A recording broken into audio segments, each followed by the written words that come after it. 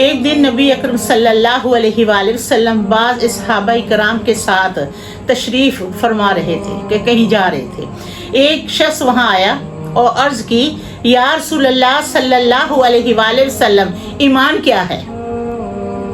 آپ صلی اللہ علیہ وآلہ وسلم نے جواب دیا ایمان یہ ہے کہ اللہ تعالیٰ، اس کے فرشتوں، اس کی کتابوں، اس کی بارگاہ میں حاضری، اس کے رسولوں، قیامت کے دن دوبارہ زندہ کیے جانے پر ایمان لاؤ.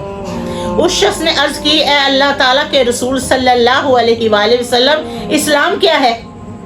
آپ صلی اللہ علیہ وآلہ وسلم نے فرمایا اسلام یہ ہے کہ تم اللہ تعالیٰ کی عبادت کرو، کسی کو اس کا شریک نہ سمجھو، فرض نمازیں پڑھو، فرض زکوٰۃ ادا کرو، رمضان کے روزے رکھو.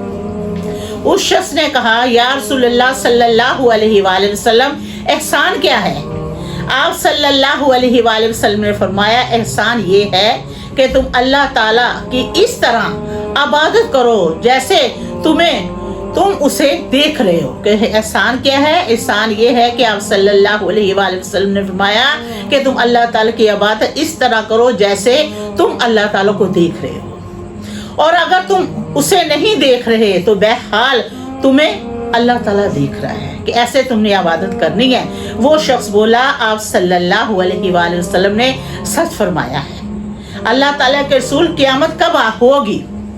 آپ صلی اللہ علیہ وآلہ وسلم نے جواب دیا جواب دینے والا اس کے بارے میں سوال کرنے والے سے زیادہ علم نہیں رکھتا، تاہم میں تمہیں اس کے قرب کی چند نشانیاں بتا دیتا ہوں. جب تم دیکھو عورت اپنے عقاؤ کو پیدا کرنے لگے تو یہ قریب قیامت کی نشانیاں ہوں گی. جب تم دیکھو کہ ننگے پاؤں، برہنہ بدن، گونگے بہرے لوگ حکمران بن گئے ہیں تو یہ قریب قیامت کی نشانی ہوگی. اور جب تم دیکھو کہ چراہے ایک دوسرے کے مقابلے میں بلند عمارتیں تعمیر کروانے لگیں گے تو یہ قرب قیامت کی نشانی ہوگی. نبی اکرم صلی اللہ علیہ وآلہ وسلم نے مزید فرمایا غیب سے متعلق 5 امور ایسے ہیں جن کی بارے میں اللہ تعالیٰ کے علاوہ اور کوئی علم نہیں رکھتا.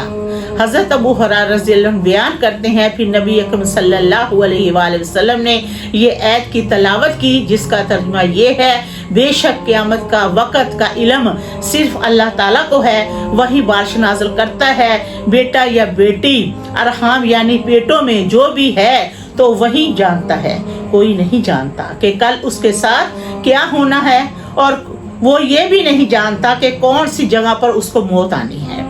اس کے بعد سورت کی آخر تک مزید الفاظ ہیں. حضرت ابو ہریرہ رضی اللہ عنہ بیان کرتے ہیں پھر وہ شخص چلا گیا کہ اتنے سوال جواب کر کے وہ شخص چلا گیا.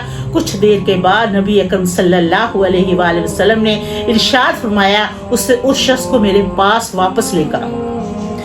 اس شخص کو تلاش کیا گیا مگر صحابہ کرام اس شخص کو ڈھونڈ نہ سکے تو نبی اکرم صلی اللہ علیہ وآلہ وسلم نے ارشاد فرمایا کہ یہ جبریل امین علیہ السلام تھے. ان کے آنے کا مقصد یہ تھا کہ تمہیں ان سب باتوں سے واقف کر دے. الحمدللہ.